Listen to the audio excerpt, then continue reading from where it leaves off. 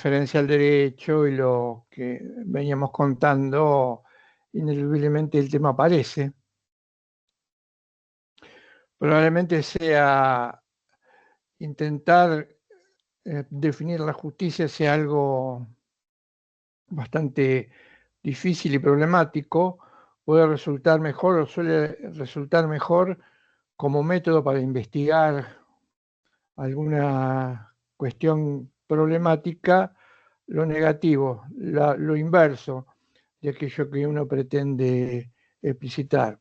Por eso a veces es más sencillo referirnos a su contrario, que es la injusticia, y de alguna u otra manera en esta clase iremos haciendo esa especie de salto, definirla positivamente o conceptualizarla más que definirla, y también en contraposición a su contrario.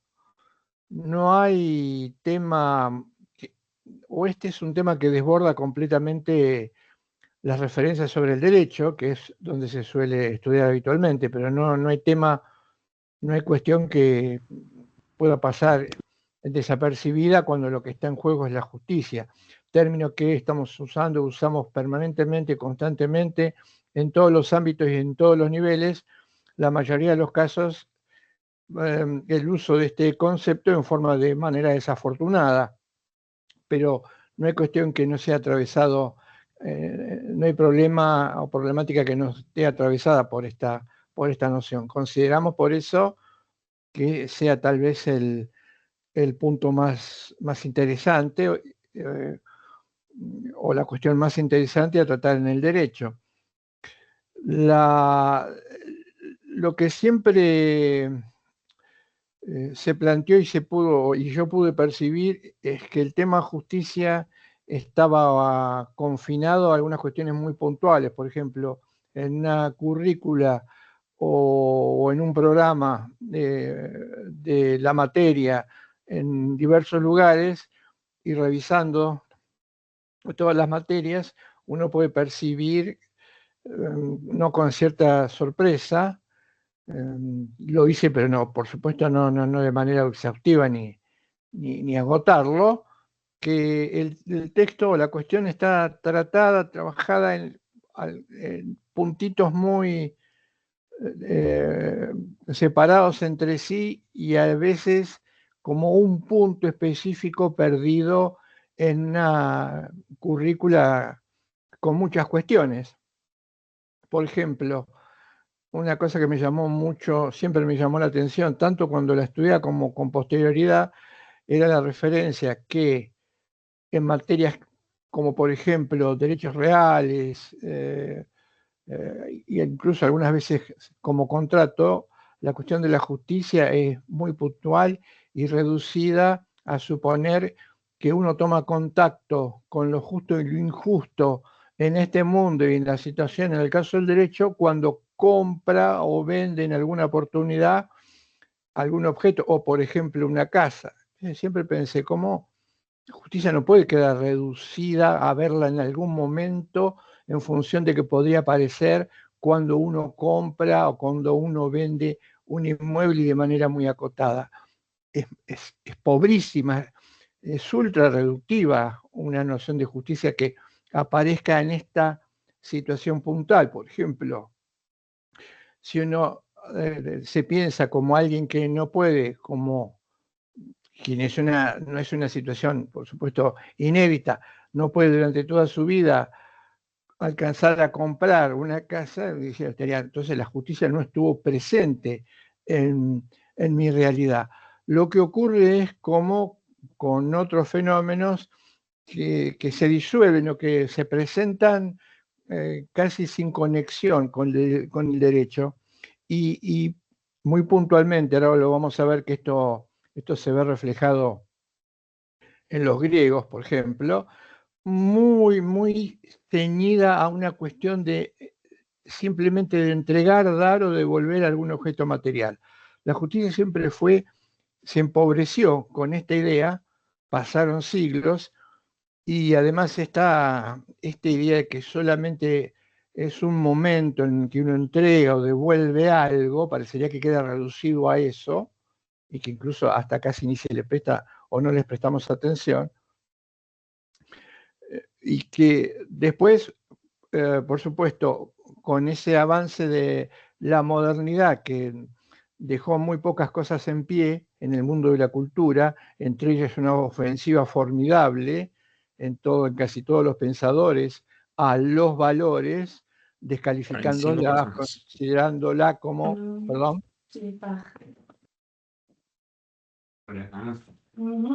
Perdón, alguien preguntó, ¿hay alguien que está hablando? No. Ya está, Carlos, ya lo apagué. Era un micrófono abierto. Bien. Decía, ante esta ola de relativización, el golpe más fuerte, teóricamente, intelectualmente, fue el propinado a los valores. La mayoría de los autores consideraron a los juicios de valor como juicios que no aportaban ningún tipo de conocimiento. Por ejemplo, el caso más emblemático que se suele estudiar, que es el de Max Weber, y pensar que estos simplemente son una expresión de deseos o sentimientos. Así las cosas, lo que es necesario es reconciliar, es revitalizar la idea del valor y la idea de justicia, sobre todo porque algunos dicen que la injusticia, que es lo contrario, que genera una sensación de malestar, algunos autores hablan de indignación. Cuando estamos en presencia de una injusticia, lo usual sería responder con indignación, pero esta indignación, más allá de ser, si se quiere, a veces hasta espontánea, tiene que llevarnos, si nosotros hemos comprendido realmente la situación en la que se produce, a intentar modificar lo que la ocasiona. Puede ser un hecho muy puntual o puede ser el status quo. Muchos sostienen, y no le falta razón, que se está perdiendo ese sentido, ese significado sobre lo justo, y que a veces no pasa de una mera indignación o una simple molestia, pero ya no nos mueve o no hay un movimiento hacia la modificación de esto que percibimos como indebido o como inadecuado. Por eso uno de los grandes desafíos seguramente que tiene el derecho o que enfrenta el derecho es la naturalización de la injusticia. Estamos en una situación, en un planeta o en un mundo en donde la injusticia se naturaliza cada vez más hasta el término de pasar o de convertirse en algo que en última instancia no tiene más que un espacio muy pequeño. Por ejemplo, esto se ve muchísimo en los medios de comunicación, de la referencia a una situación es manifiestamente injusta, puede durar apenas escasos segundos o minutos en el intento de normalizarla. Este tal vez sea el desafío más grande, porque si no, uno no podría explicar o habría que explicar esa contradicción de un derecho del que se habla, se verbaliza, se ritualiza, hay un discurso muy profeso, y por el otro lado, permanentes situaciones en donde, intentando naturalizarlas, uno ve que hay una marcadísima injusticia. Es una especie de contradicción. ¿Cómo explicarla? Bueno, la explicación viene de este lado. Hay que profundizar, o debe ser profundizada esta idea. Y en ese intento de borrarlo, de evitar la naturalización, yo les hice referencia, con esto cierro esta introducción que tiene que ver con la necesidad de preguntarse, de investigar, de pedir, cuando uno se forma en el derecho de pedir que se hable sobre la justicia y la injusticia en todos los ámbitos, en todos los niveles, en todas las materias y en todas las perspectivas, que les decía, es lo que déficit que sigo notando y se nota mucho, y que tiene que sacarse a la luz, y es el otro complemento, que es la condición de víctima. La injusticia está ligada a el carácter de víctima que podemos tener los sujetos que nos movemos en sociedad. Y lo primero que se va a necesitar, o lo primero que se necesita para desmontar una injusticia, es precisamente preguntarse e investigar cuáles son las condiciones que hacen, cuál es la facticidad, las situaciones fácticas, el origen de esa injusticia, para previamente desmontarlo. Con esto estoy diciendo algo que no me parece que sea novedoso, pero tampoco me parece que haya sido demasiado comprendido o entendido, que es que la injusticia es el resultado del propio comportamiento humano. La injusticia tiene un origen, un punto de partida, un inicio. No es un paquete que se tira o se nos tira por una ventana y cae en nuestro jardín. La injusticia es el resultado de acciones que tienen que ver con nuestro propio desenvolvimiento, ya sea que se originen por nuestro propio comportamiento, o bien que se sostengan, se mantengan o se perpetúen por nuestro propio comportamiento. En este caso diría muchísimas injusticias que se naturalizan y se mantienen, son resultado de nuestra propia inactividad. Esto hace que las mismas se perpetúen. Por supuesto, el intento de resolverlas o de modificarlas sin un punto de partida como este está, como suele ocurrir, completamente destinado al fracaso. Por más rimbombantes declaraciones de derechos que hagamos, de códigos, de derechos, etc. Dicho entonces, hecha esta necesaria interpretación, les dije desde el primer minuto y hasta el último minuto, cuando se enseña algo hay que contextualizarlo. Tiene que haber un contexto, hay un contexto, hay una realidad que conecta lo que estamos contando, lo intelectual, lo teórico, con lo que pasa. Si esto no se hace, sería como estudiar una fórmula química, o como que yo les explicase una fórmula química. Ninguna aplicación, ningún sentido, ni nada que ver con la realidad. Por eso hay que contextualizar cuando se cuentan, sobre todo en derecho, estas temáticas. La discusión arranca sobre el significado de este término hace tiempo, se halla lejos. Los primeros que discuten, y ahora vamos a ver, vamos a empezar a mostrarles o guiarnos por el Power, los primeros que analizan, no de manera exclusiva, pero sí en el tiempo, esta cuestión son los griegos, pero los griegos no en el periodo filosófico, el pensamiento propiamente dicho, sino en etapas previas, lo que sería una etapa prefilosófica a la aparición de la filosofía o reflexión como tal. Y esto se ve y es muy interesante en las tragedias griegas.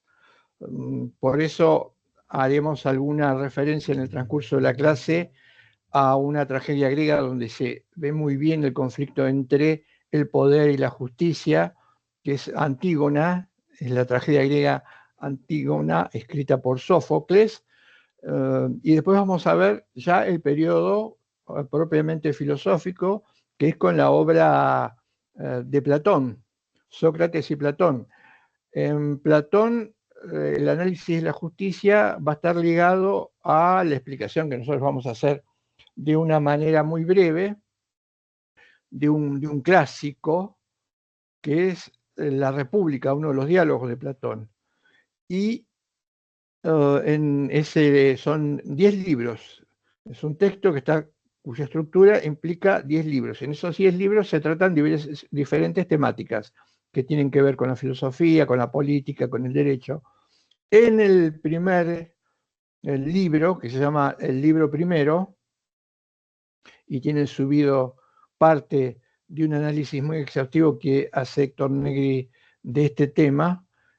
El libro se llama La justicia en el libro primero de la República. En ese libro primero van a aparecer los primeros análisis o las primeras controversias sobre el significado del término. Y vamos a ver caso curioso, el análisis del primer concepto sobre justicia no le va a corresponder a un pensador, a un filósofo, sino a un poeta. Ahí va a comenzar la discusión, que todavía, por supuesto, la discusión sobre la justicia todavía está abierta, pero lleva infinidad de siglos y se han acuñado muchos conceptos a lo largo del paso del tiempo, sobre todo tres que ustedes los tienen que haber estudiado, los deben mantener fresco en su memoria, que es la tarea de los romanos hecha sobre la justicia, específicamente en el caso de Ulpiano y sus precepta iuri. De ahí la idea de justicia se va a seguir discutiendo, problematizando, va a tener un muy fuerte impulso en la Edad Media, Renacimiento, y después va a venir un impas sobre el análisis de este tema. Ese impas tiene que ver con el comienzo de la modernidad, y hoy, como decía, en ese intento de recuperar la importancia de la justicia para vincularla con el derecho. Ha habido, si se quiere, tres etapas de esa relación justicia-derecho. Una primera etapa tiene que ver con una identificación en los comienzos, edad antigua, periodo medieval, hay como una identificación entre derecho y justicia. No puede pensarse el derecho si no es el derecho justo, y la justicia es darle a cada uno su derecho. Como decía Santos de Tomás de Aquino, se identifican. En una segunda etapa se separan, pero se mantiene una relación, una referencia entre la justicia y el derecho. En una tercera etapa se produce un divorcio completo entre la justicia y el derecho, al punto tal, como vamos a ver en alguna de las tesis que enseñanas brevemente en un texto clásico del autor, se separan a punto tal que llega a haber hasta algunas teorías que son radicales, que niegan la existencia misma del término del concepto justicia. Otras, como les contaba hoy, por ejemplo, la de Kelsen y otros autores, relativizan el significado de la justicia. Esta relativización, ¿qué quiere decir? Negarle una cualidad a la justicia que la tiene y que ya había sido marcada, como lo vamos a ver ahora, al comienzo con los griegos, que es que la justicia tiene una dimensión absoluta, que por supuesto no puede ser tocada, palpada, percibida por el ser humano, sino simplemente algún atisbo, como decía Cota. Los seres humanos, si bien somos pasajeros, podemos pensar lo eterno, y si bien somos relativos, podemos pensar lo absoluto. Como dice Héctor, o como decía Héctor, sin una referencia a estos valores en su dimensión de absoluto, no tendría ningún sentido seguir discutiendo sobre esto. Ese movimiento muy fuerte, que todavía no ha desaparecido, es el que relativiza el valor de la misma. Eso lo vamos a ver ahora en un ratito. Y entonces empecemos con la primera discusión sobre la justicia. Si podés, Marina, compartir o subir el primer cuadro. Sí, Carlos, el de justicia, el de la República, el PowerPoint. Sí. Subilo y nos guiamos con eso para...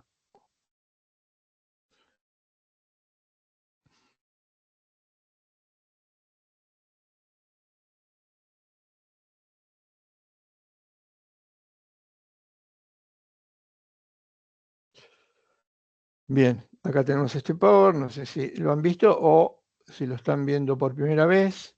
La justicia en el libro primero de la República de Platón, que es la justicia, una particularidad, antes de pasar a la segunda, una particularidad que tiene este texto, este libro primero, que según los intérpretes refleja el pensamiento de Platón con respecto a su maestro, que fue Sócrates. Las ideas que aparecen en este libro primero, si bien escritas o contadas por Platón, tienen que ver con lo que Sócrates pensaba o discurría sobre la cuestión. ¿Qué pasa en los restantes libros? Los intérpretes dicen que en los restantes libros ya va apareciendo de a poco el pensamiento de Platón, que va madurando, creciéndose, haciéndose más importante, y el resto de los libros son, diría, casi de su completa autoría intelectual. En cambio, el primero es una referencia a las ideas socráticas, de Sócrates. Sócrates, como todos sabemos, fue el creador, el iniciador de lo que llamamos diálogo o teoría dialógica, uno de los filósofos más importantes, no tiene obra escrita y lo único que podemos encontrar para conocer su pensamiento son estos fragmentos o esta tarea de Platón en ese libro primero de presentar sus ideas. Esa es la particularidad que tiene el libro primero de la República, que es la justicia. ¿Qué se va a discutir? ¿Qué es lo que vamos a discutir? ¿Qué es lo que se va a plantear? Si hay una definición de justicia, si esta definición de justicia tiene un alcance o un relieve absoluto, que es lo que se supone e intenta defender Sócrates Platón, y el cuestionamiento a esta dimensión absoluta por parte de aquellos que la relativizan. ¿Quiénes son los actores? Ahí abajo están planteados los actores. Céfalos, que es un anciano muy amigo de Sócrates. Polemarco, que es uno de los hijos de Céfalo, que es el que va a comenzar la charla con Sócrates.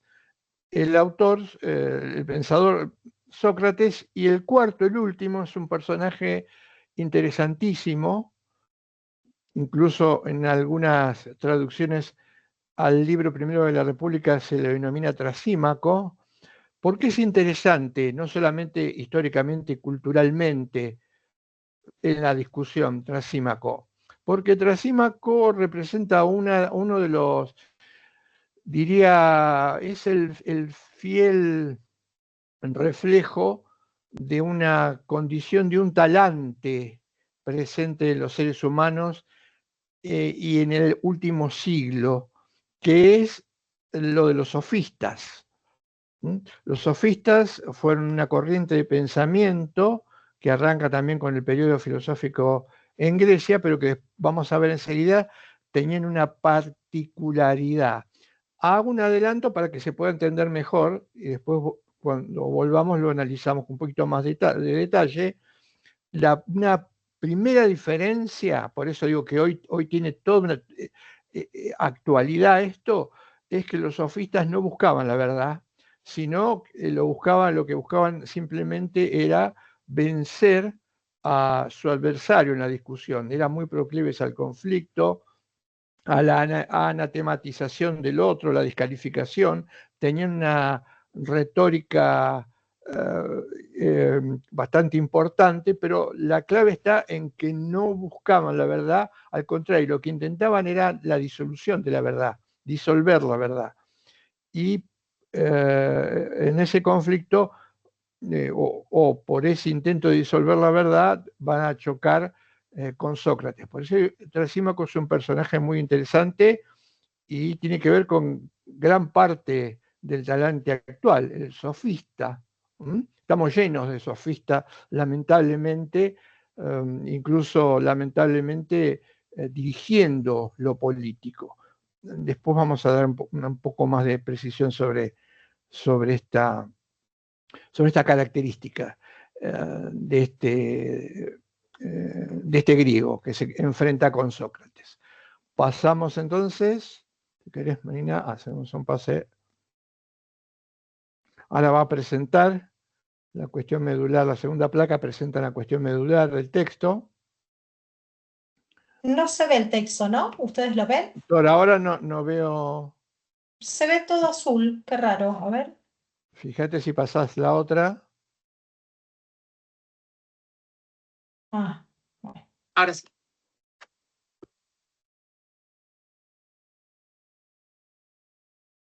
¿Ahí lo ven bien? Sí, ahí se ve bien. Yo me quedé con con lo celeste. A mí me sigue apareciendo la placa celeste. No sé si los Yo chicos lo ven esto. ¿Ven la segunda? la veo Sí, bien, profe, Carlos. Sí, se ve. se ve bien. No, yo no alcanzo a percibirla. Léela, por favor, Marina, si podés. Sí, Yo dice a mí no me Polemarco. aparece. Sí, dice Polemarco, cita a Simónides, la justicia es devolver a cada uno lo que se le debe, a los amigos el bien y a los enemigos el mal. Bien, paramos ahí, yo después si aparece sigo o si no te pido que leas la expresión.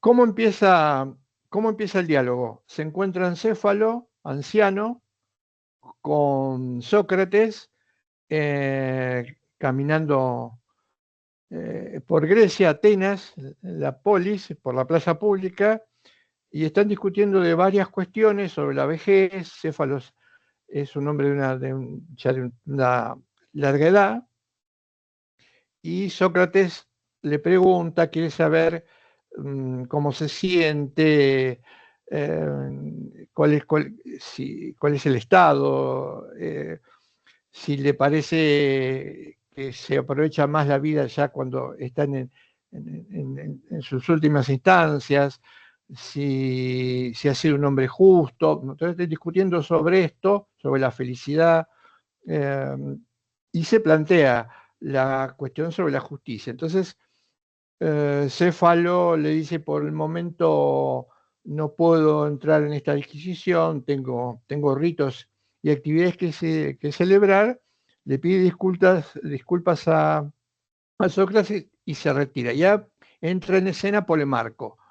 Polemarco empieza a hablar con Sócrates y le dice, hasta donde tengo entendido, Sócrates, el primero que elabora una definición de justicia fue el poeta Simónides.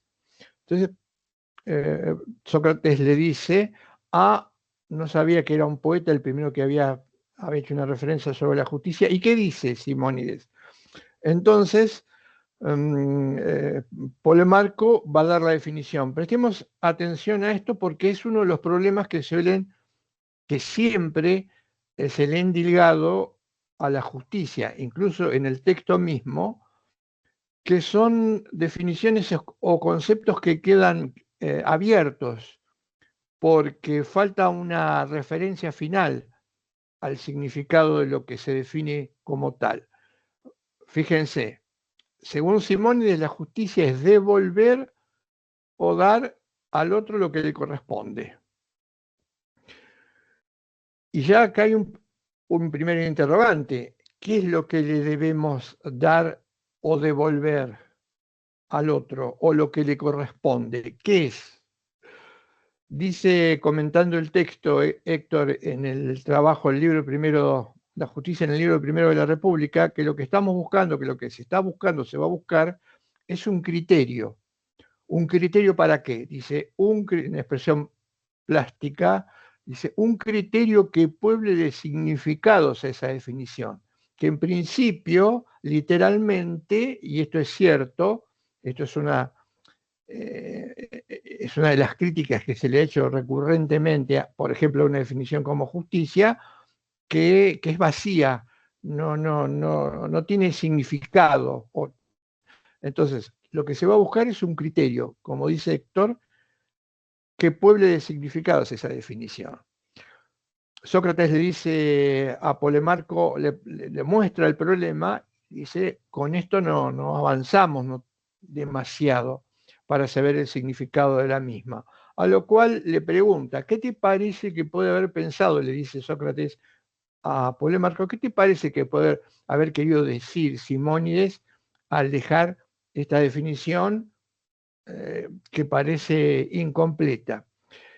Y ahí es donde Polemarco le dice, yo entiendo que lo que quiso decir Simónides es que le tenemos que dar al otro lo que corresponde. Si el otro es amigo, y ahí aparece la variable que después se tomaría como concepto instrumental para la política, a partir del siglo XVIII, XVII, XVIII, tomado por Schmidt, un teórico alemán, esa alternativa entre amigo y enemigo. Dice Polemarco, seguramente Simónides toma la base de que los otros son amigos o enemigos. En ese caso, ¿qué haríamos con un amigo? ¿Qué le daríamos con un amigo? ¿Qué le daríamos? ¿Qué le devolveríamos? Seguramente, si se trata de una amistad profunda, el bien.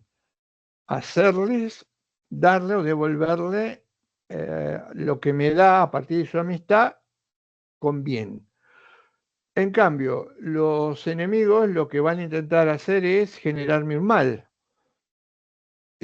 Simónides, entonces, si se trata de enemigos, dice darles o devolverles el mal. Con lo cual, queda construida la frase como la leímos recién, a los amigos el bien, a los enemigos el mal.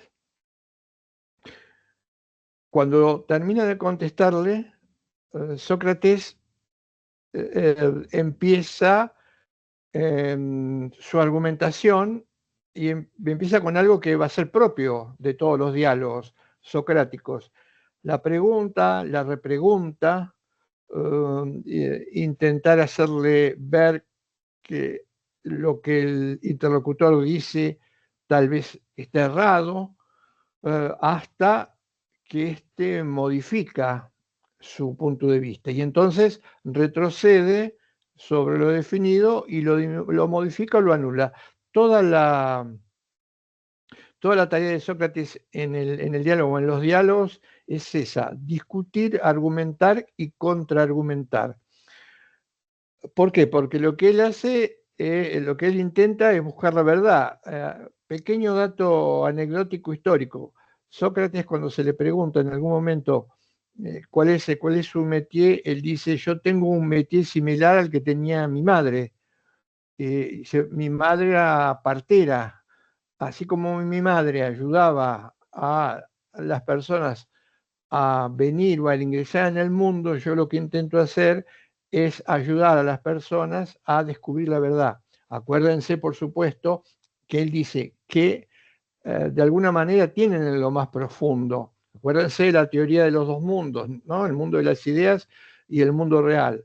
El interlocutor de Sócrates es un alma, al igual que la de él, incorporado en un cuerpo. Entonces Sócrates dice, yo voy a tratar de ayudar a esa alma que está incorporada en un cuerpo a discutirse una cuestión X, tratando de, por ejemplo, la idea de justicia, perfecta de justicia, tratando de que recuerde lo que tiene que haber visto, si lo vio, cuando habitaba como alma junto a otras almas y junto a la idea de justicia, verdad y belleza en ese topo soberano. Por eso él dice recordar, reminiscencia.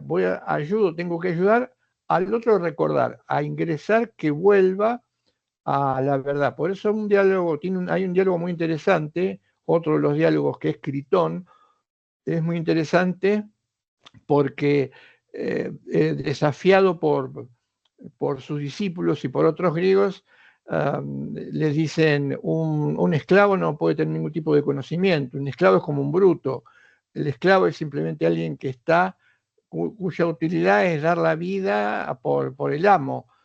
Y Sócrates le dice, no, y habla de Critón, es el esclavo, dice, yo les voy a demostrar cómo Critón tiene algunos conocimientos, en ese caso los conocimientos en el texto es sobre números, álgebra o matemática, porque los tiene, si lo ayudo, a recordar cuando él estaba con su alma en el mundo de las ideas. A través de un discurso ingenioso les muestra cómo, y ayudándolo en el ir y venir de preguntas y respuestas, el esclavo saca a la luz algunas nociones que tenían que ver con la aritmética, suma y resta, etc. Bien, volvemos entonces a la respuesta que le da al cuestionamiento que hace Sócrates de la definición de Simónides. Él le dice, el poeta no puede haber pensado decir esto, dice Sócrates, de ninguna manera. ¿Por qué? Y le explica Polemarco, porque esto implicaría que esa definición genera tres dificultades que son insalvables. No sé si está, como no veo la placa, no me acuerdo, Marina, no sé si está la respuesta que da Sócrates, porque no estoy viendo, no. Sí, en la placa que sigue está la respuesta. Dice Sócrates a Polemarco, Sí, tiempos de paz, el hombre justo. El hombre justo es inútil en tiempos de paz y útil en tiempos beligerantes. Apariencias bien, y perfecto. Y la otra, postular la al última es mal. postular el mal. Bien. Sí, Estas son las tres críticas que le hace Sócrates. La primera dice, en tiempos de guerra, en donde tenemos que devolverle el mal por mal al enemigo, estaría todo perfecto, fantástico, pero en tiempo de paz eh, tendría muy poca operatividad, porque no había conflicto ni habría enemigos, lo cual hasta dice en el diálogo, se podría generar conflictos que por la época no están presentes.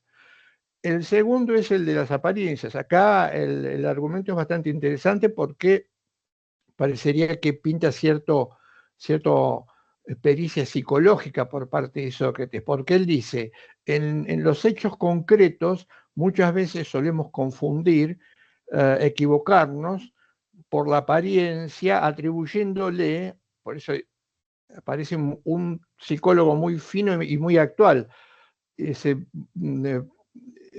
alguien que aparenta ser mi amigo que en realidad no lo es mi enemigo. Y esa apariencia hace que pueda confundirme o engañarme. Por lo tanto, cometería un craso error si, engañado por la apariencia del otro, le doy un trato que no le corresponde. Y esto también es válido para aquel que se presenta como, o que yo creo es un enemigo, cuando en realidad no lo es, porque no tiene ninguna intención de dañarme. Dice, esa problemática que genera la apariencia, las apariencias, eh, invalidaría también el criterio. Pero el más importante de todos, a mi entender, el más fuerte, ese es el que Sócrates marca cuando dice, no, porque esto es una discusión, diría, actual, o siempre se mantuvo actual como tal. Dice, no puede ser que el contenido de la justicia implique la postulación del mal, dice Sócrates.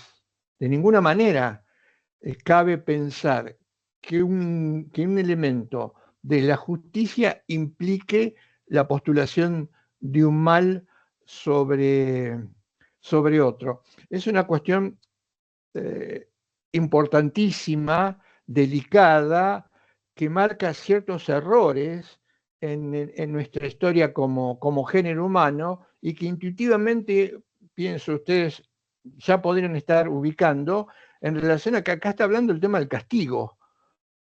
No puede pensarse que la aplicación de un castigo sea justo, que es la postulación del mal, porque le pregunta Sócrates a Polemarco, a un caballo que se lo maltrata, ¿qué ocurre con un caballo cuando se lo castiga o cuando se lo maltrata? Y dice Polemarco, y puede convertirse o se convierte el bruto, como sale de la traducción del texto griego, el bruto puede tornarse más agresivo de lo que es. Y lo mismo, ¿qué pasaría si a un hombre le aplicamos un castigo, lo castigamos un mal y probablemente, y esto ya en la historia no es necesaria la corroboración del propio Sócrates, la historia ha demostrado que el castigo puede tornar a alguien mucho más peligroso. Entonces, dice Sócrates, Simónides, si se hubiera dado cuenta de esto o no hubiera pensado esto, si viese o si pudiese ver las consecuencias. Ante esta crítica se rinde Polemarco y dice, es cierto, no podría un poeta sostener lo que yo acabo de decir sería el contenido, el complemento de la definición de justicia. En ese ínterin, y después también lo ve ya Platón en su etapa de madurez y otros pensadores, también esto resulta peligroso. ¿Por qué? El hecho de simplemente devolver o restituir algo. Ya empezaban a ver los griegos que lo esquemático de la definición dejaba muchas dudas. Y se planteaba este caso, que era el caso del préstamo de armas, que se plantea. Y el caso del préstamo de armas es el siguiente, dice, si yo le presto un arma a alguien que me la pide por un tiempo determinado, vencido ese plazo, lo que quiero es reclamar que se me devuelva el arma, porque es de mi propiedad. Pero ¿qué pasa si en ese interín del préstamo la persona a la que le presté el arma ha visto alteradas sus facultades mentales? A tal punto que tal vez si le reclamo el arma, lo que haga es me dañe a mí o pueda dañarse a sí mismo. Acá también ya se empieza a poner en duda, en cuestión, otro dato, es simplemente devolver, restituir, o no habría que contextualizar la situación y tener en cuenta la facticidad. Un deber así, sin pensar lo que puede ocurrir en el intervalo, implicaría que esa devolución fuese del arma con la generación del daño, fuese algo completamente injusto o que no tuviese nada que ver con la justicia. En ese, ahí apareció. A ver, abrila, que ahí la estoy viendo, Marina. Fíjate si la podés abrir. Había aparecido la placa.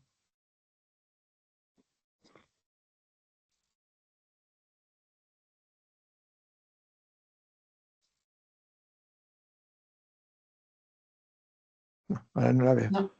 Por un momento apareció. Ahí se ve, a ver. Recién Estoy tratando también de compartí compartirla la yo, sí. ventana. Ah, Ahí. ahora, a ver. Ahí está. Sí, Ahí ahí se se ve. ve, Mari. Ahí se ve. Ahí se ve. Bien. Bárbaro. Entonces, en tiempos de paz, el hombre justo es inútil en tiempos de paz y útil en tiempos beligerantes. El tema de la apariencia, amigo o enemigo, el error, y lo más importante, la primer crítica a esto, que es bastante frecuente, es considerar, porque acá con la justicia se mezclan muchos factores, se mezcla la venganza, el odio. A lo largo de la historia el ser humano ha confundido muchas veces lo que significa la justicia con estos estados de ánimos o reacciones que son propias de la condición humana, pero que de ninguna manera pueden postularse como algo que requiere o exige la justicia. La venganza, hay que asumir, es un dato que puede estar presente en el corazón, en lo sentimental, en la emocionalidad de cualquier ser humano, y está presente. De ahí a convertir esto, que es la búsqueda de la aplicación de un castigo, en una cuestión justa, hay una diferencia tan grande como la que podría haber en la situación de los griegos con la actualidad. Y es una cuestión que hay que problematizar. Y a partir de la modernidad no se problematizó más. Pero, por supuesto, el debate sigue estando abierto. Pasamos a la otra. Fíjate si puedes pasar a la otra. Y ahí aparece Trasímaco.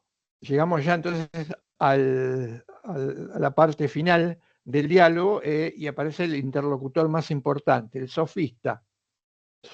Trasímaco, según el texto y la traducción, mientras escuchaba debatir o discutir a Polemarco con Sócrates, se lo pinta como alguien que está ansioso, que se mueve, que parece irritado, que está intentando llamar la atención para poder intervenir. Irrumpe en la escena Trasímaco y le dice a Sócrates, vamos a dejarnos de argumentar o de argumentos que no tienen mucho sentido, le dice Trasímaco a Sócrates, y yo te voy a dar o les voy a dar la definición, una definición de justicia que es irrefutable o inmejorable o que no puede ser controvertida. Y ahí dice, la justicia es lo que le conviene al más fuerte. Es decir, cuando habla de lo que al más fuerte, como dice ahí en la placa, se está refiriendo al gobernante, al que detenta el poder político. Todo lo que decide el que detenta el poder político, que es el más fuerte y que tiene que ver con su propia conveniencia, todo eso puede considerarse justo. Y al mismo tiempo dice, ¿qué pasa con aquellos que tienen que cumplir con esas órdenes que les da el que detenta el poder político o el más fuerte en términos griegos? Y dice, lo cumplen y lo cumplen porque piensan que lo que están haciendo es justo. Ahí tendríamos, por supuesto, la primera brecha que aparece intuitivamente.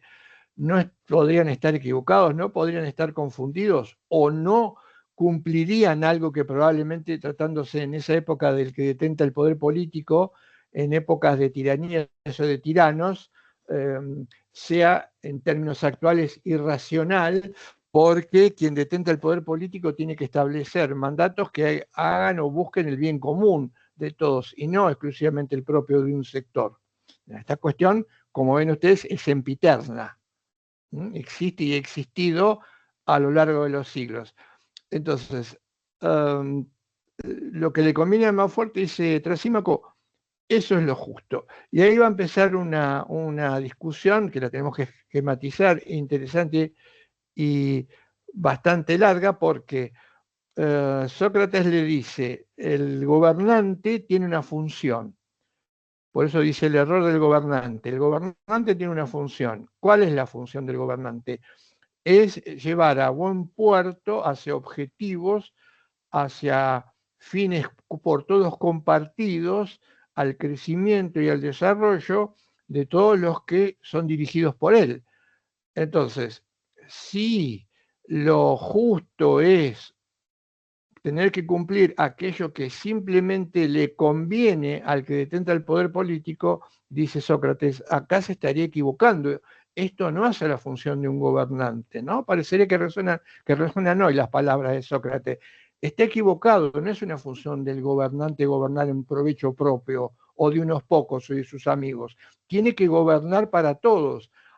Y esto aun cuando los que siguen lo que dice crean que es justo y en consecuencia lo obedezcan. Segundo, real finalidad del mandato o del mando político, que es la crítica que yo les acabo de marcar. Sócrates le hace a Trasímaco. El arte de gobernar busca la conveniencia del gobernado. El que gobierna tiene que buscar la conveniencia del gobernado, no la gobernabilidad o el gobierno propio. Fíjense lo interesante que tiene, todo esto lo interesante que tiene, que son cuestiones que se discutían en ese momento y que también hoy se discuten. Pero con un matiz negativo. Después de tantos siglos de evolución, todavía seguimos discutiendo y tenemos que marcar que el arte de gobernar implica buscar la conveniencia del gobernado y no la propia o de un sector o de amigos. Todavía estamos discutiendo esto después de 21 siglos. Es decir, creo ante que vamos a ver el tirano que discute con Antígona respecto de la justicia y el poder, como los sofistas parecen seguir instalados en la actualidad, siglo XXI, ¿no? De alguna manera es estimulante problematizar y discutir esto, pero hay un error de todavía la humanidad no se hace cargo, seguir repitiendo lo mismo después de 21 siglos o más, si se quiere. Ahí va a aparecer el discurso apologético de la injusticia. Apologético, apología, es decir, Trasímaco va a pasar de considerar la justicia a hablar de la injusticia y va a decir que el más inteligente, el más feliz socialmente hablando, el mejor es el hombre injusto. que la vejez del hombre injusto es mucho mejor que la del justo, porque dice, el justo dice algo muy interesante que lo quiero marcar y no me quiero extender mucho. Dice algo interesantísimo. Dice, porque en líneas generales el justo cuando se dedica a gobernar se retira prácticamente con muchísimos problemas, pero casi sin nada de ganancia. Es decir, dice algo muy interesante. Dice, en términos actuales, la persona que gobierna de manera honesta se retira sin ninguna ganancia a su casa. Ya se decía ahí, ¿no? Ya estaba marcando algo actual. Y el injusto, al contrario, dice Trasímaco, se retira y se retira con ganancias, algo actual. Es terrible. Ese discurso apologético de la injusticia que hace Trasímaco. Pasamos a la otra. Trasímaco, el hombre justo es ingenuo, acá está, parte de lo que les dije, el hombre justo es ingenuo y simple y le va mal y es torpe. Que le va mal, insisto, se retira por no haber hecho un negocio del manejo del gobierno, se retira sin nada. La felicidad es la del hombre injusto. Los que censuran la injusticia no la censuran por miedo a cometerla, sino a sufrirla. Es como una especie de redoblamiento de la apuesta. Dicen, no la censuran porque creen que la van a cometer, la censuran porque no quieren sufrirla. La injusticia, en definitiva, es algo más fuerte, más libre y más dominador que la justicia. Ese es el discurso apologético que hace Trasímaco. ¿Cuál sigue? No sé si ya cierra o completa, si no decimos algo más sobre... Quedan dos. Queda Ahí la está. de Sócrates y después las... Sócrates le dice, no creo que la injusticia sea más ventajosa que la justicia. Esto va a tener que ver porque Sócrates y los griegos, todos los griegos, consideraban a la justicia como una virtud. Virtud implica vis, fuerza, algo trabajoso. Y dice, el hombre, el anciano, va a ver reflejado, si fue justo o injusto en el devenir de sus últimos años, ser más feliz o menos feliz. Y la idea de Sócrates es, si hemos sido justos, si hemos practicado la virtud, al llegar a la ancianidad, las cosas serán miradas de otra manera y los últimos tiempos o los últimos días del anciano serán felices, cosa completamente distinta o diferente de no haber practicado la virtud.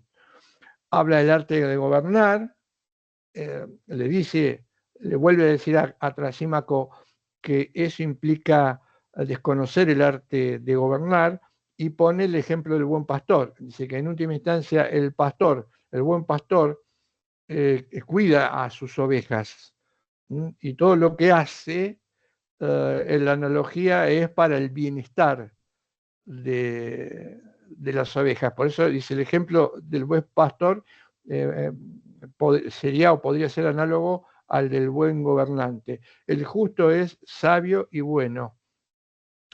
La injusticia no fortalece al hombre injusto, piratas y ladrones. ¿Por qué? Porque Sócrates dice esto, aún si se tratara de una sociedad formada por hombres para robar, tendría que ver, al menos en ellos, ciertas pautas a seguir. Porque si no hubiese ciertas pautas mínimas a seguir, que serían de justicia entre los que se asocian para robar, la banda de ladrones no podría funcionar porque inmediatamente tendería a disolverse. Si además se van a robar, van a ser injustos entre ellos. Esa es una de las críticas que le hace a Sócrates a Trasímaco, y es cierta, una sociedad, aun cuando se trata de una sociedad para delinquir hacia adentro, respeta o tiene que respetar ciertas pautas. No puede ser la injusticia sin ningún límite, parte o contenido, ni siquiera de una banda dedicada a actividades ilícitas. Conduce a tal equilibrio que frustra sus propios propósitos injustos. Vamos entonces a la última. En este interín Trasímaco, abrumado por los argumentos de Sócrates, termina en el diálogo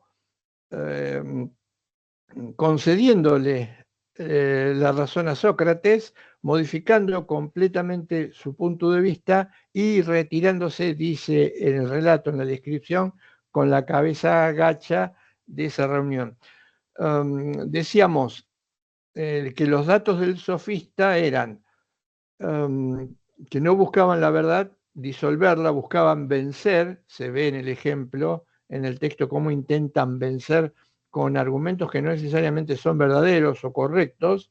Y además, otro dato muy importante en esa época, el sofista tenía esa discusión, se veía como un modo de vida, porque solo intervenían, discutían u opinaban si se les pagaba. Era una actividad rentada, era también una especie o modo de vida, ¿no? El sofista, tengo que vencerme ante la realidad. Cualquier viso o punto de contacto con la realidad tiene que ver con la realidad misma, ¿no? Personas que cobran para mentir, la retórica, ¿no?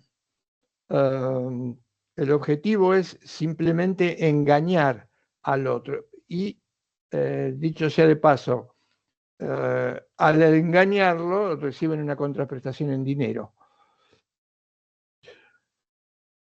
Polemarco cita a Simónides: la justicia debe volver a cada uno lo que se le debe, a los amigos del bien y los enemigos del mal. Este es el cierre. Trasímaco, lo que le conviene al más fuerte, al gobernante. Céfalo, negativa tácita de seguir el diálogo. Es una discusión innecesaria o vana. Hay razones teológicas más poderosas. Céfalo, cuando se retira, le dice: yo veo las cosas a mi edad de otra manera, y probablemente le dice a Sócrates: esto es una discusión que se pueda saldar humanamente, sino que acá aparezcan consideraciones religiosas o teológicas que pueden ir más allá de la vida. Hay una definición de Sócrates sobre el final o que cierra esta idea. En su comentario al libro, Héctor Negri nos dice lo siguiente: parecería en las discusiones Sócrates intentar amagar con dar una definición final, pero en ningún caso lo hace, o casi no lo hace durante todo el relato. Es como va sugiriendo, parece que sugiriera, pero no hay un remate. Pero este sí se da sobre el final del diálogo, en donde, lo vamos a ver ahora, la justicia es hacer como una especie de regla de oro, la regla de oro del Evangelio. La justicia es hacer el bien, tanto amigos como enemigos. El hombre justo es el que hace siempre el bien a los amigos y a los enemigos. El hombre justo se parece al bueno. Como decía hoy, la justicia es una virtud y la injusticia lleva a la desdicha y a la imposibilidad de obrar. ¿Tenemos una definición entonces que cierre? Sí, la de Sócrates, que marca un criterio que le da significado a esa definición que parece incompleta, abierta o vacía. Repito, y es similar luego a la regla de oro que aparece en el Evangelio, en el nuevo Evangelio con Jesús. Tratar bien tanto al amigo como al enemigo. Pasamos, creo que entonces acá ya cerramos con esta Sí, con esa la era la discusión. última. Bien. Estas definiciones se siguieron discutiendo, trabajando, como les decía hoy, los romanos. ¿Se acuerdan los tres preceptos, las precepta iuri de Ulpiano? Dar a cada uno lo suyo, sum quici tribuere, no dañar a otro, namine leadere, y vivir honestamente, honeste vivere. Estos son los tres preceptos que, según Ulpiano, constituyen el edificio de lo jurídico y del derecho. El primero de ellos viene, o ya está, o viene tomado, o viene repetido, de la discusión socrática. Esta noción de justicia luego la toman los conocidos filósofos como padres de la Iglesia. El más importante de ellos es Santo Tomás de Aquino. Santo Tomás de Aquino, previo paso por Aristóteles. También Aristóteles hace una referencia a dar a cada uno lo suyo, que lo vamos a ver después sobre el final cuando veamos las diferentes formas de entender la justicia. Santo Tomás de Aquino perfecciona la idea y dice, y habla de la perpetua y constante voluntad de dar a cada uno lo suyo. En Santo Tomás de Aquino sigue apareciendo el problema de la definición abierta, porque ¿qué es lo que se le debe dar constante y permanentemente al otro? ¿En qué consiste? Fíjense que acá vuelve el problema de esa definición que no está cerrada, nos falta el criterio. Santo Tomás lo resuelve, pero lo resuelve agregándole a esa definición el término ius, su derecho. Santo Tomás de Aquino dice entonces que la justicia es la perpetua y constante voluntad de dar a cada uno lo suyo. Ante la pregunta ¿qué es lo suyo de cada uno? Es su derecho. Sigue siendo una respuesta no del todo satisfactoria, que queda abierta. Este va a ser un desafío. ¿Por qué va a ser un desafío?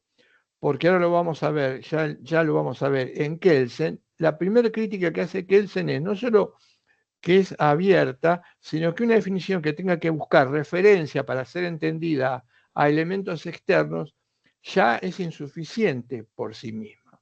Hay un desafío. ¿Podemos dar una definición de justicia que se autoabastezca, que argumentada nos dé ese criterio que necesitamos? Es decir, podemos ayornar esta definición, sobre todo en diálogo o en controversia con el propio Kelsen. Lo vamos a hacer en un rato. Veamos entonces la postura kelseniana. La postura kelseniana es una crítica que hace en el libro que es La Justicia, y subidos 3 capítulos que son muy cortitos, pero es un libro que recomiendo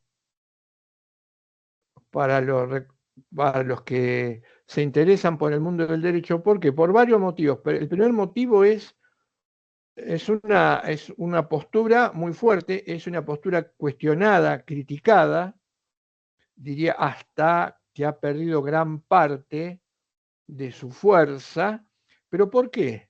¿Por qué es necesario leerlo? Porque, como les decía en clases anteriores, si mi lectura o mi postura es diferente, lo primero que tengo que hacer es tratar de interactuar con aquella postura que yo no considero válida. Y para esto tengo que entenderlo, tengo que leerlo, tengo que comprenderlo, porque tengo que refutarlo. O la medida de la refutación va a estar la medida en que conozca lo que dice Kelsen sobre la cuestión. A esto es que hay que acostumbrarse en el mundo del derecho. Para contrarrestar algo que no me parece correcto, tengo que argumentar, tengo que contraargumentar. No puedo decir, como decía Alros, cuando criticaba las posturas sobre la justicia, él decía que cuando alguien usaba la palabra justicia en una discusión era equivalente a estar discutiendo, pegar un golpe de puño en la mesa y retirarse. No podemos hacer esto. El berrinche, el insulto, el retirarse, no dar argumentos, el hacer referencias constantemente vacías, no es parte de la condición humana. Y mucho menos si nos movemos en el ámbito del derecho. Razón se tiene en la medida que se argumenta y se contraargumenta. No razón se tiene en la medida en que sí, yo tengo razón, y es así porque yo lo digo. Acuérdense de la crítica. Y aparte esto sería una expresión propia de un chico, propia de lo que decíamos cuando éramos chicos. Tengo razón, ¿y por qué? ¿Quién te lo dijo? ¿Dónde lo aprendiste? ¿Dónde lo estudiaste? Y uno decía, y eso lo dijo mi papá, y con eso supuestamente se terminaba la discusión. En la adultez, en la sociedad adulta, esto no puede suceder.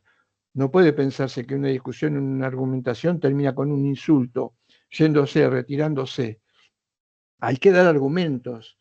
Cuando no se da ningún argumento, no hay argumentos, y en última instancia es porque yo lo digo, porque a mí me gusta, porque yo lo quiero, habría que empezar a cuestionar y a dudar de la validez de eso. Dice Kelsen, he conocido muchísimas definiciones de justicia, pero ninguna es coincidente con la otra.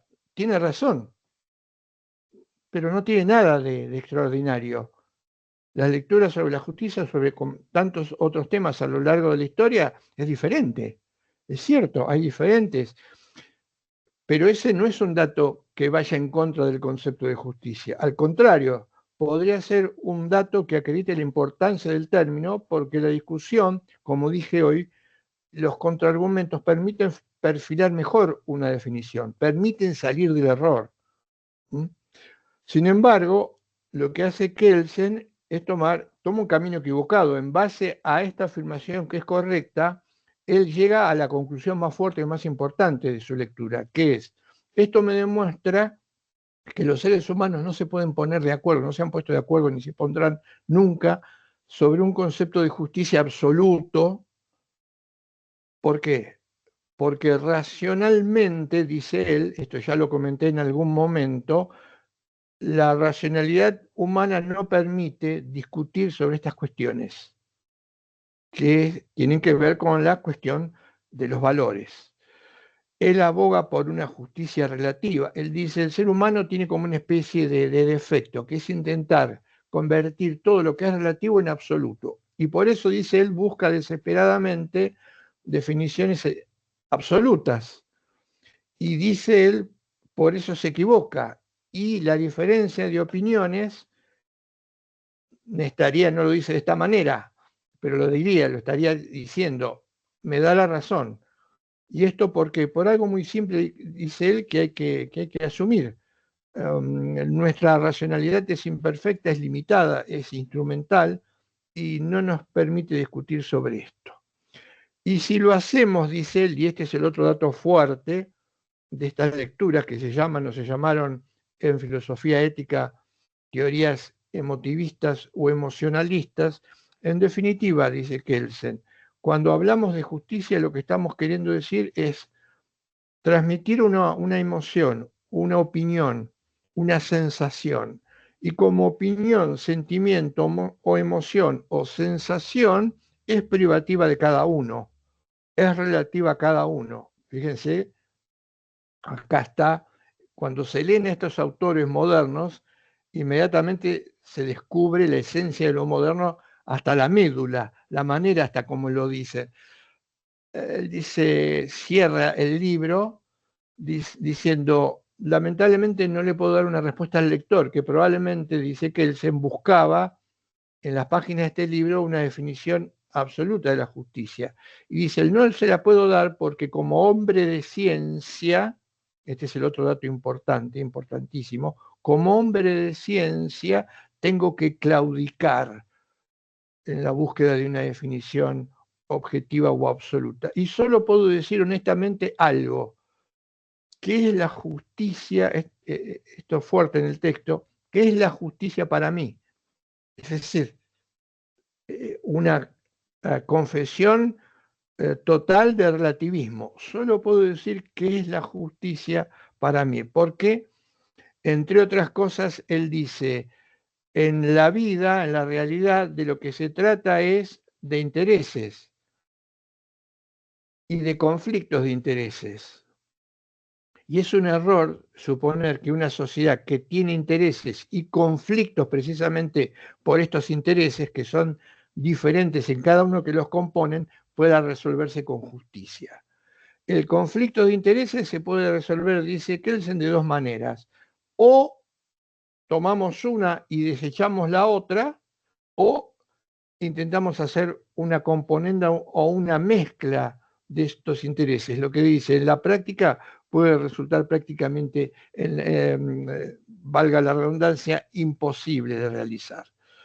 La sociedad, conflicto de intereses y resolución de intereses, pero no nunca de manera justa hacer esto. Y cierra diciendo que para él la justicia está ligada con la libertad, una sociedad libre en donde la ciencia florece y se respeta las ideas de cada uno, porque no puede determinarse cuál es la mejor o si hay una mejor y que estén todos de acuerdo. Por eso el valor más importante es la tolerancia, dice Kelsen. Este es el ideario de la filosofía liberal, ¿no?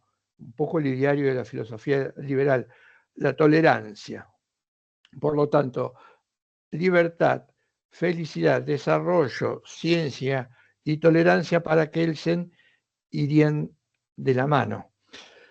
La crítica, vamos a tratar de ser concisos en esto, la crítica que se le hace al texto, que le hace, por ejemplo, si consiguen la edición de, no sé si todavía sigue existiendo ese editorial, pero había una editorial muy conocida que se llamaba Sudamericana, que hacía tiradas de libros, ediciones de libros encuadernadas, muy prolija, de tapa dura.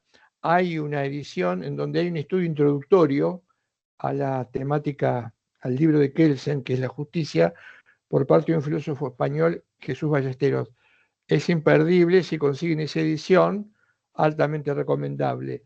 Sintetizo la crítica fuerte y demoledora que hace Jesús Ballesteros de la postura de Kelsen. Él dice, todo esto se apoya sobre una determinada imagen de lo que sea el conocimiento científico o la ciencia. Dice Ballesteros, todo el edificio kelseniano que denota la justicia tiene un solo punto de apoyo, y es su concepción de la ciencia.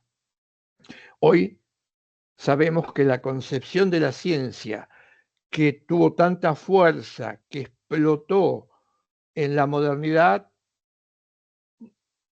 está resistida, cuestionada y no diría invalidada, pero prácticamente olvidada. ¿Y cuál era? Y era el conocimiento, era conocimiento científico si era racional. Y de la mano de ese conocimiento científico y racional estaba la manera en cómo llegábamos a ese conocimiento. Por eso la importancia de las ciencias duras. Y la metodología. ¿Y cuál es la metodología? Por una concepción empírica que tenían los modernos, la experiencia, el cotejo con la realidad, el ver, el sentir, el tocar, todo eso era a partir del conocimiento sensible, todo eso era el conocimiento que ellos consideraban racional, lo que se podía ver, tocar, medir, pesar, etc. De ahí se fabricaban hipótesis, y estas hipótesis eran ciertas en la medida que se podían verificar a partir de experimentos o experiencias. Por ejemplo, el tan remanido caso que yo les di, la ley de gravedad. Eso era el núcleo de la ciencia moderna. Y ese conocimiento era racional, es decir, se identificaba ciencia con racionalidad, racionalidad con ciencia. Hoy estos postulados que defendían esa idea de ciencia, como en el caso Kelsen, para avalar la justicia, fueron puestos en crisis, están puestos en crisis y casi olvidados por el autor, por un autor muy importante que se llamó Thomas Kuhn, cuando habla de las revoluciones, de los paradigmas, él dice, la ciencia es un paradigma, pero como paradigma se apoya en ideas o en fundamentos que después con el tiempo se modifican o se demuestra deben abandonarse, deben cambiarse, con lo cual no es tan exacta, tan pura, tan racional. Y en definitiva apunta algo que es cierto. La ciencia del momento es el resultado de las opiniones de científicos que se reúnen al respecto y fijan algunos consensos para determinar qué es lo que puede adoptarse o considerarse como válido. Pero la historia misma de la humanidad lo demuestra, por eso la historia de las revoluciones, dice Kuhn, que los postulados han ido cambiando, se han modificado. Cuestiones que en algún momento se pensaban eran ciertas o formaban parte del conocimiento o bagaje científico, hoy ya se han demostrado que no lo son. Y tal vez una crítica que podría venir de nuestro lado sería el hecho de que no tiene razón Kelsen cuando dice que la racionalidad del hombre es una racionalidad limitada a ser meramente instrumental. No es así. La racionalidad, recordemos lo que es la racionalidad instrumental. Elegir los mejores medios para alcanzar fines u objetivos. Lo que solo podemos hacer es, y en esto vamos a ser más o menos racionales, al elegir medios que tengan en relación costo-beneficio mucho más beneficio que costo. Eso es ser racional, eso es racionalidad instrumental, y eso es lo que podemos hacer, dice Kelsen y otros, como seres humanos. Hasta acá llega, ese es el límite. La pregunta, por supuesto, que tiene que aparecer o que tiene que venir es, ¿y qué hacemos con los fines? Porque los seres humanos decidimos en base a la búsqueda de fines. La respuesta de él es, sobre los fines no puede llegarse a un acuerdo racional, no se puede discutir racionalmente. ¿Mm? Pero entonces la cuestión amerita una segunda pregunta. Si los fines no los podemos discutir o no podemos ponernos de acuerdo sobre ellos racionalmente, alguien los pone en la realidad. Alguien pone los fines en una sociedad determinada. Insisto, si me dicen, la finalidad es que usted tiene que perseguir como miembro de la sociedad, no las decide usted, porque no puede decidirla de manera consensuada con otros. Entonces, uno tendría que preguntarse, pero ¿y entonces quién pone los fines? Porque la sociedad se mueve hacia un objetivo, y si no nos podemos discutir nosotros, ¿quién? Y ahí está la respuesta que no da Kelsen directamente, pero que asume y es, esos fines los pone el que detenta el poder político. Por eso muchos, y de una manera correcta, han asociado a lo largo de la historia la primitiva tesis de Trasímaco de que la justicia es lo que le conviene al que detenta el poder político y establece como tal, la han asociado con las teorías kelsenianas. Y no le falta razón, porque entonces ¿quién decide? El poder. Pero hay que ahondar más. Si el poder decide, ¿cómo decide? Y el poder decide en base a su propia voluntad.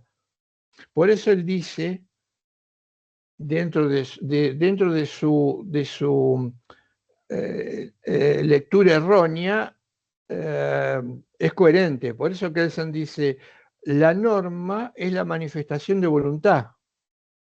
No dice es una manifestación de voluntad y racionalidad o una manifestación de la racionalidad.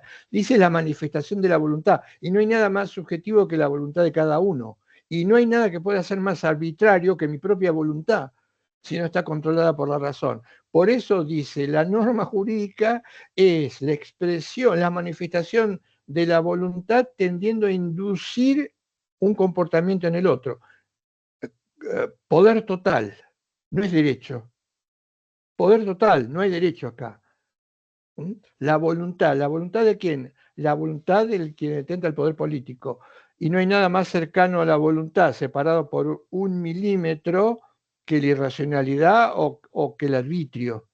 Porque el que decide en base a su voluntad lo que busca es privilegiar, y en esto sí tenía razón Kelsen, sus propios intereses, si se quiere un poco ampliando el radio o de sus amigos. Esta es la estructura sobre la que se basa y el rechazo, por supuesto, de Kelsen a la posibilidad de ponernos de acuerdo racionalmente sobre lo que sea la justicia. Y su navegar en una teoría emotivista. Claro, lo dije hoy, no vamos a tener tiempo para contarlos, aunque es muy interesante. Hay teorías mucho más radicales respecto de la justicia, que directamente niegan la posibilidad de que ésta exista. Y que cuando los seres humanos hablamos de justicia, en realidad estamos hablando de otras cosas que consciente o inconscientemente no asumimos y le ponemos la etiqueta de justicia. Por ejemplo, hay teorías psicologistas. La teoría psicologista más importante que niega la posibilidad de la justicia es la teoría de Freud. Porque dice Freud, él dice, hay un malestar en la cultura. Él analiza genialmente la sociedad de su época y si hay un malestar en la cultura. ¿Qué quiere decir que hay un malestar en la cultura? Y que los sujetos que conviven, que están en ese momento, culturalmente hablando, no están cómodos. Es como una insatisfacción, una ansiedad que no se sabe bien por qué, de dónde viene o por qué se tiene. Y esto va de la mano de su famosa teoría.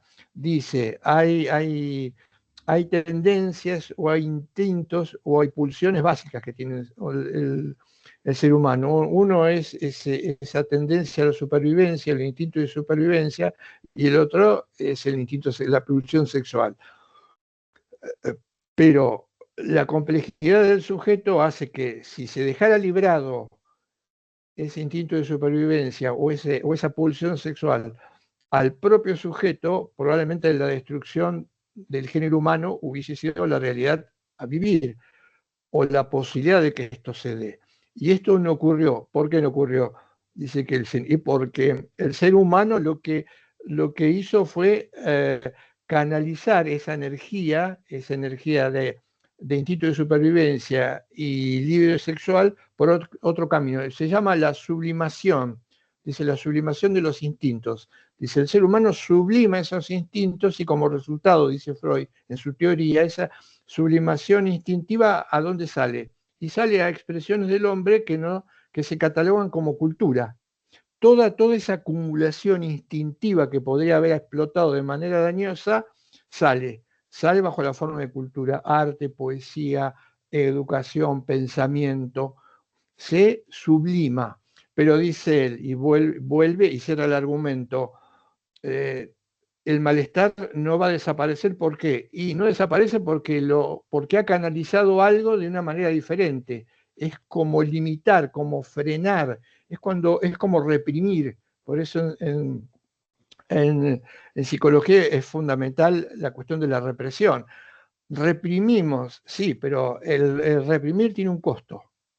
Reprimir tiene un costo, y ese costo que tiene reprimir, al que hacemos uso mucho más de lo que pensamos o suponemos los seres humanos, lleva a un malestar general. No existe entonces, para un autor como Freud, el término justicia no existe, o derecho, hasta si se quiere, no existe. Y hay otros autores como Nietzsche que dicen que lo que nosotros llamamos justicia no es más que un deseo de poder reprimido, oculto o negado, y que a lo largo de la historia ha habido etapas en las que los que estaban en la cima de la sociedad imponían sus condiciones a los que estaban por debajo de la sociedad. Y eso estaba bien visto. La aristocracia sometía, si se quiere, a la plebe, o los que estaban en una mejor posición social sometían a los que estaban en una posición social baja. ¿Y qué pasó?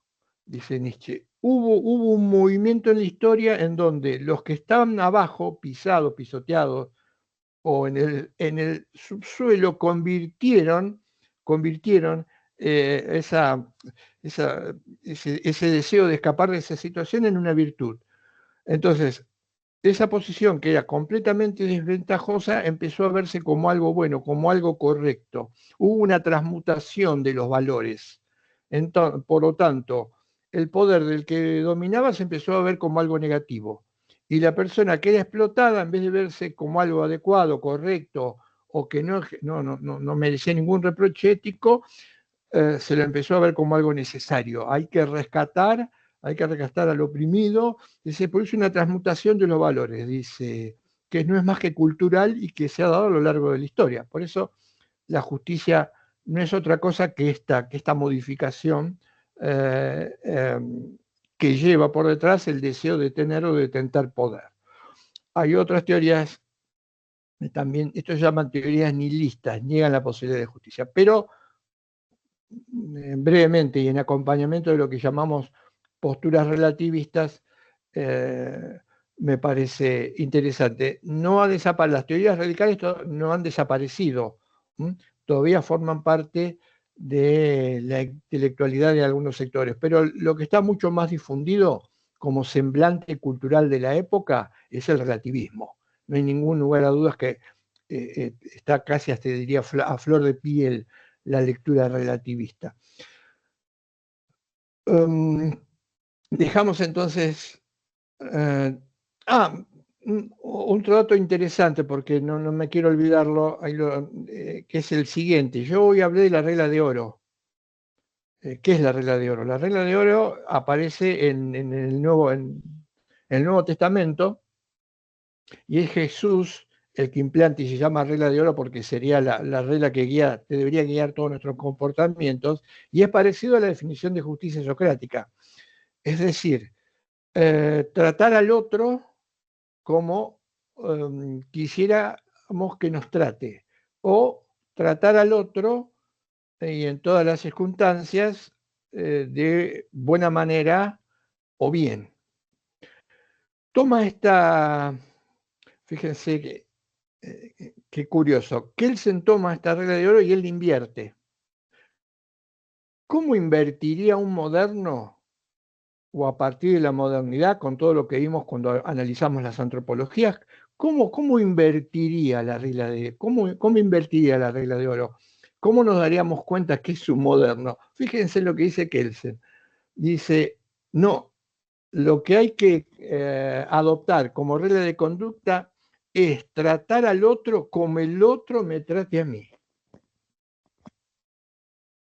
Hay modernidad por todos lados. ¿Por qué hay modernidad por todos lados? Porque el comportamiento termina convirtiéndose como regla en comportamiento estratégico. El individuo que está a la expectativa, que está cerrado sobre sí mismo, que desconfía, que mira, es la partida de ajedrez. Es las relaciones sociales entendidas como una partida de ajedrez. Tratar al otro como el otro me trata a mí. Es decir, esperar acá no hay nada de abrirse, volverse al otro, esperar como el otro me trata. Si el otro me trata mal, devolvemos mal por mal, retrocedemos 21 siglos atrás. Si me trata de manera descortés, descortés. Que dé el primer movimiento y yo después respondo. Por supuesto, en ese tratar al otro como el otro me trate a mí, no hay nada de empatía, no hay nada de solidaridad, no hay apertura, hay simplemente especulación. Por eso todos los pensadores y autores modernos, cuando uno les presta atención o los lee en profundidad, descubre características de lo que nosotros llamamos como antropología. Bien. Desafío lanzado por Kelsen, una definición de justicia por su primer crítica que no esté vacía de contenido, que no tenga que buscar una referencia por fuera para poder ser entendida, ayornar este concepto. Vamos a seguir la brillante explicación o desarrollo que hace Héctor Negri en su búsqueda de ayornamiento de la noción de justicia. En un trabajo lo hacen varios, pero este trabajo está subido a cátedras virtuales y que lleva por título Sum Quique Tribuere, Jus Quique Tribuere, ¿no? Dar a cada uno lo suyo. Vamos a ver, por supuesto, que en esta explicación que implica ayornar la definición de justicia, está presente una lectura antropológica. Es entender al hombre, como ya lo contamos en su momento, por el esquema apelación y respuesta. Al igual que Cota y otros autores, la esencia, la naturaleza de nuestra condición humana es ese esquema apelación y respuesta. Vamos a ver cómo llega a esto Héctor. Él dice, para los griegos, la justicia era dar o devolver en un sentido externo. ¿Qué era lo que se daba o se devolvía? Un objeto, en el caso el arma, algo que era de mi propiedad o de la propiedad del otro. Pero parecía quedar reducido exclusivamente, y el dato más importante era la dación. ¿La dación en qué consistía? En entregar o devolver o restituir, en función de un título que podía tener ese objeto. Era propiedad del otro y el otro me lo prestó. Los griegos trabajan sobre esta dimensión de la justicia. Entonces, dice él, exclusivamente ceñida a un acto externo. La dación era simplemente devolver o darle un objeto. ¿Cómo se modifica o cuándo se modifica o cómo puede modificarse esta idea? Héctor dice, prestándole atención a la otra parte, a la contraparte del concepto. ya no va a girar todo alrededor del dar, sino, dice él, ahora vamos a hacer girar todo alrededor del suyo. Dar a cada uno lo suyo.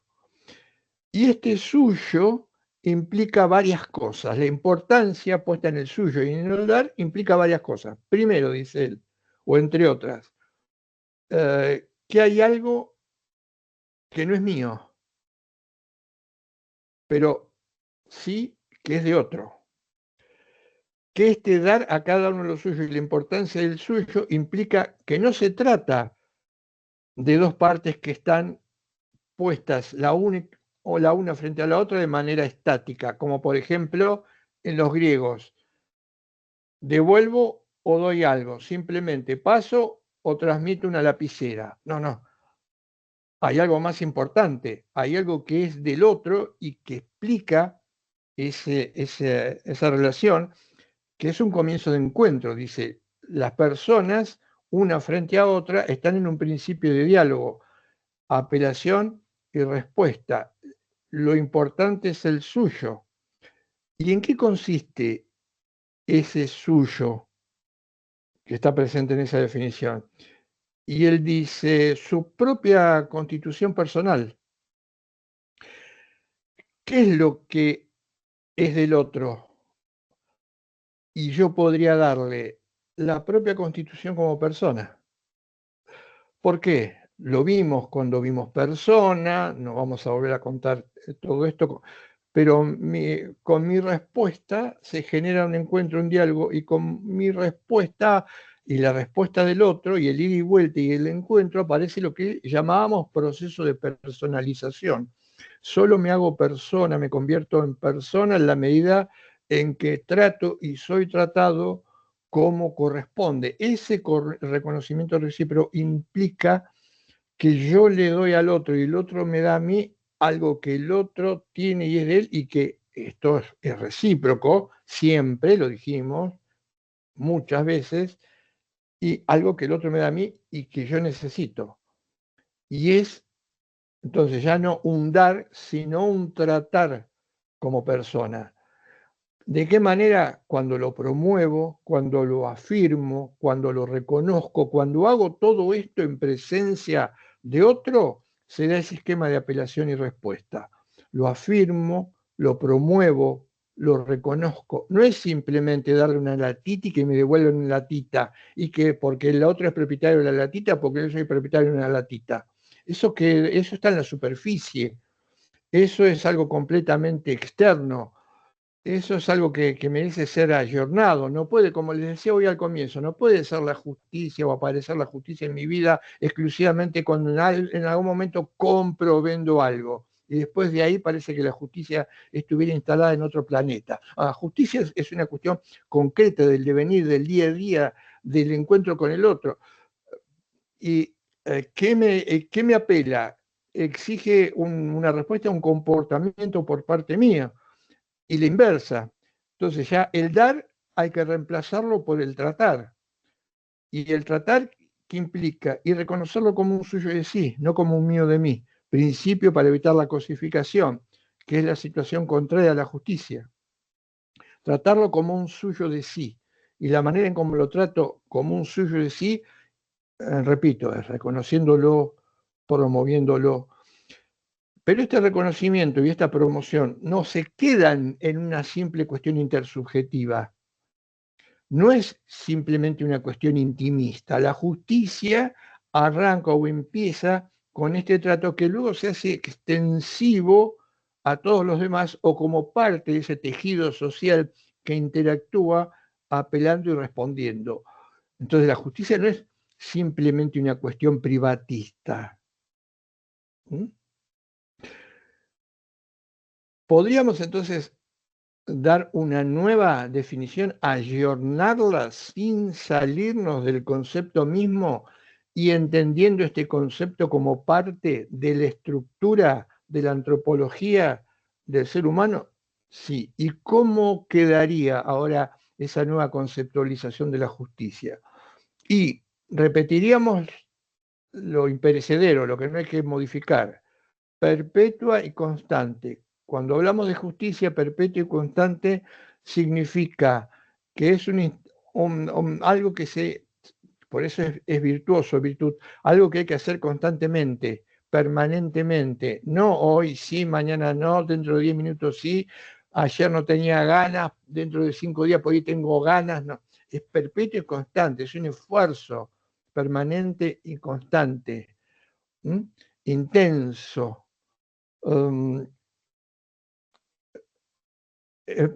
Entonces, la perpetua y constante voluntad de tratar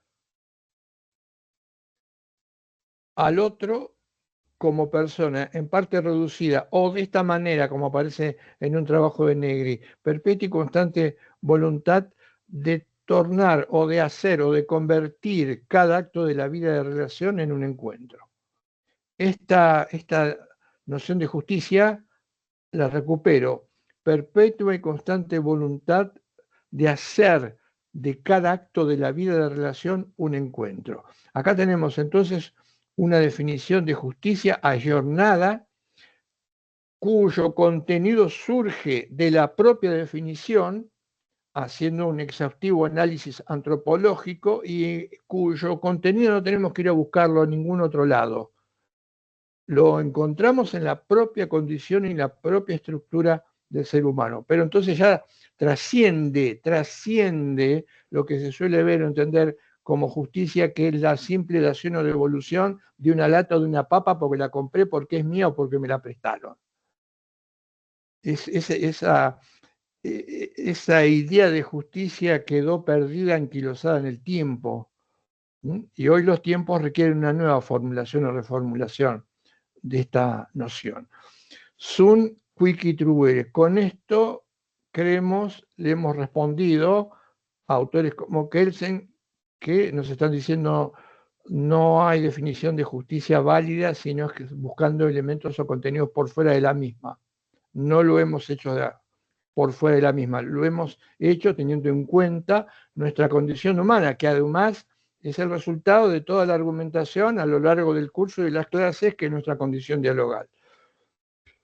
Vamos a cerrar esto con la manera en cómo la justicia se instala en la realidad, dependiendo del vínculo o de la relación social de que se trate. Son las fases o dimensiones de la justicia. No sé si vamos a tener tiempo de desarrollar todo el power, pero 3 o 4 ideas, ahora lo vamos a mostrar igual. Nosotros hablamos de fases o dimensiones de la justicia. Ojo, las fases o las dimensiones de la justicia no significan que hay varias definiciones de justicia. Hay una sola, pero esta tendrá diferentes alcances según el tipo de relación social en la que aparezca, trabaje, se manifieste. Un concepto de justicia y varias formas de manifestarse. Entonces vamos a tener la justicia conmutativa, la justicia distributiva y la justicia protectiva. La justicia distributiva, voy a ver si tengo tiempo de explicarlo rápidamente, va a haber un cambio o una modificación, y la justicia distributiva pasó a llamarse justicia social a partir de la labor o la tarea de la Iglesia. La justicia conmutativa es la más antigua que se conoce, es la justicia de la conmutación o del trueque, es el famoso dibujito de la justicia con los ojos vendados, la balanza y la espada en una de las manos. Es la justicia del trueque, del cambio, del intercambio.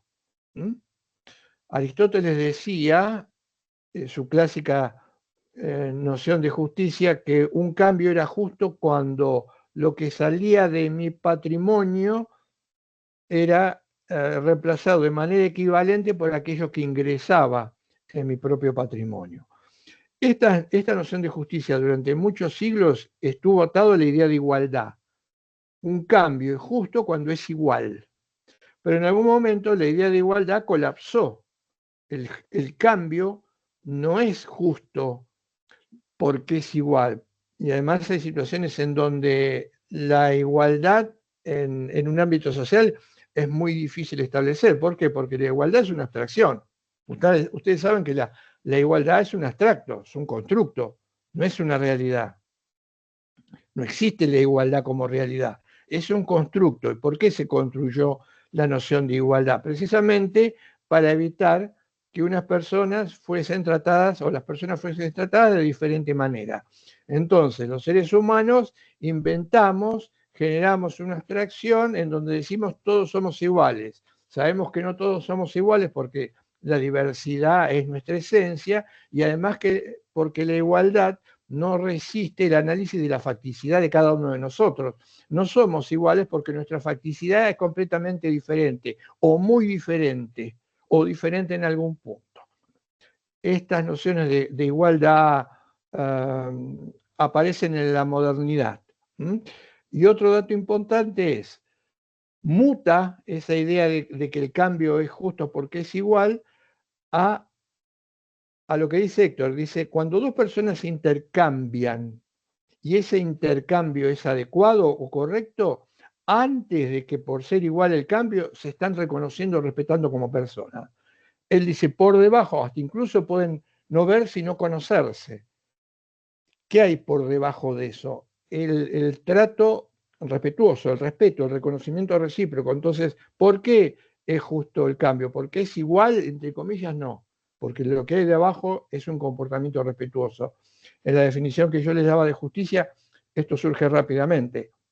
Hacer de cada acto de la vida de relación un encuentro. Lo que me pide el otro es que lo trate como persona.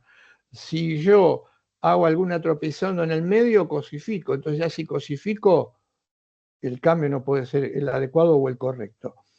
La justicia conmutativa, la han estudiado ustedes, supongo, es propia o prototípica del ámbito del derecho privado. Justicia de cambio o conmutación. Pero insisto en esto, el cambio justo se revela no por la igualdad que puede ser o en algún momento aritmética o matemática, sino por esa idea de respeto. Después tenemos la justicia distributiva. La justicia distributiva es aquella justicia que distribuye cargas, bienes, derechos en una sociedad. Somos 20 personas, una sociedad. La justicia distributiva implica que vamos a participar de los objetivos comunes que consigamos en la medida en que intervengamos para conseguir esos objetivos comunes. Y lo que hay que hacer es distribuir el esfuerzo de todos. Hay que distribuir, entrecomillado, ¿no? Entrecomillado, lo obtenido como sociedad. Lo tenemos que distribuir. Ahora, la tarea de distribución es dificilísima. Es muy delicada distribuir. ¿Por qué es muy delicado distribuir? Y porque hay que tener en cuenta que muchas veces hay personas que tienen mucho y otras que tienen muy poco. Pero yo tengo que distribuir. Pero para distribuir y equilibrar un poco lo de cada uno, tengo que pedirle a los que más tienen, lo que es delicado, la tarea delicada, qué es lo que van a tributar los que más tienen para poder distribuirlo y que la cuestión se equipare un poco. Tengo que ser muy cuidadoso, pero al mismo tiempo, para evitar la confiscación, la expoliación, etc. Pero al mismo tiempo, tengo que poner un poco más en la canasta de los que poco tienen o nada tienen. Y para esto, para conseguir esto, porque en algún momento se pensaba que la justicia distributiva también tenía que ver con la igualdad, entonces había muchos que recibían mucho y otros que no recibían nada, porque no podían aportar. Y acá dejo abierta una cuestión, ya no voy a tener tiempo de meterme en esto, acá dejo abierta una cuestión que también aparece. El tema es cómo darle algo a alguien que no contribuye en nada. Y habría que hacerse una pregunta, ¿por qué esa persona no pudo contribuir en nada? Y tal vez la respuesta que encontremos, tal vez en algunos casos, yo creo que mayoritariamente sea porque el propio sistema no le permite ingresar, incorporarse. Entonces, si el sistema excluye y separa a alguien, ¿qué es lo que va a poder hacer? ¿Con qué va a poder contribuir si el propio sistema lo excluye? Entonces acá aparece la justicia social y es de toda justicia, y esto tiene que ver con la solidaridad con la empatía, distribuir a punto tal de que haya una, como decía la Iglesia, una opción preferencial por los más pobres, salvo que sea una pobreza asumida voluntariamente. Como la realidad me parece disparatado encontrar situaciones en donde la pobreza sea asumida voluntariamente, habrá que descubrir cuáles son esos mecanismos sociales que no se ven a simple vista, que hacen que en una sociedad muchos reciban todo, estén incluidos, y pocos, pocos reciban mucho y estén incluidos, y muchísimos estén incluidos, sin posibilidad de aportar y, por supuesto, sin posibilidad de recibir nada a cambio. Y un dato más, una muy fuerte crítica a la supuesta igualdad de oportunidades. La igualdad de oportunidades es una falacia. ¿Por qué es una falacia una igualdad de oportunidades? ¿A ustedes les parece que igualdad de oportunidades tienen para llegar en el tramo de 5 cuadras el que llega primero a tomar un portafolio lleno de dinero, y los que arrancan y los que están compitiendo son una persona que está en silla de ruedas y otra es una persona que es un atleta? ¿La igualdad de oportunidades dónde está? ¿Es que parten de la línea alargada al mismo momento? Este desconocimiento de las facticidades personales hace que esto sea una falacia, la igualdad de oportunidades. Las facticidades personales hacen que muchos partamos en una situación inmejorable respecto de otros.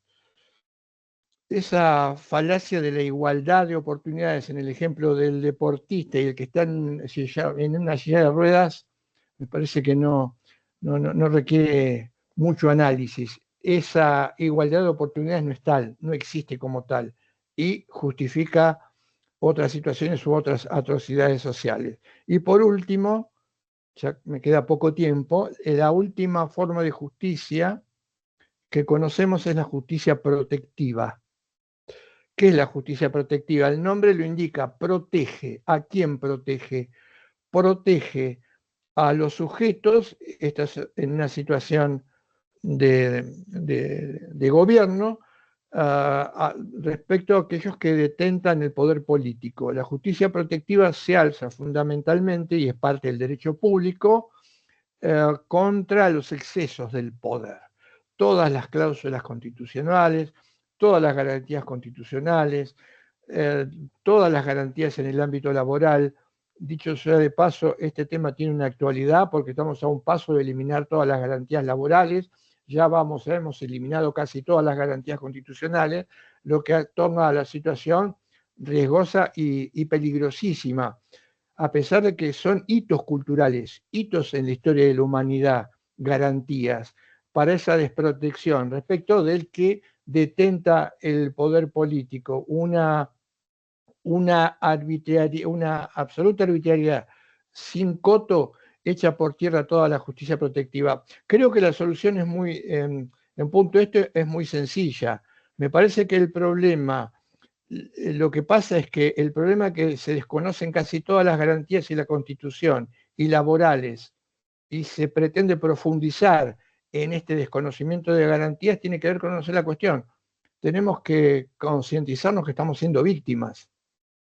En la medida en que nos concienticemos que estamos siendo víctimas todos en mayor o menor medida de esto, probablemente el retorno a la Constitución, a las garantías constitucionales, a la ruptura de la esquizofrenia de que cuando se hace algo no se tiene ninguna garantía, cuestiones como el salario elástico, la extensión de la jornada de trabajo a 18 horas, el salario móvil, no recuerdo cuál es el nombre, la semántica que se utiliza para decir que el salario puede bajarse o disminuirse hasta niveles insospechados, pero todas estas cuestiones que tienen que ver con la falta de garantías en las que hoy estamos viviendo, podrían resolverse más rápidamente si, además de estudiar esto, nos concientizáramos de esto, de nuestro papel de víctima. Con esto cerramos entonces. He tratado de meter todos los contenidos, a pesar de que no tenía mucho tiempo para hacerlo, pero espero haberlo hecho de una manera adecuada.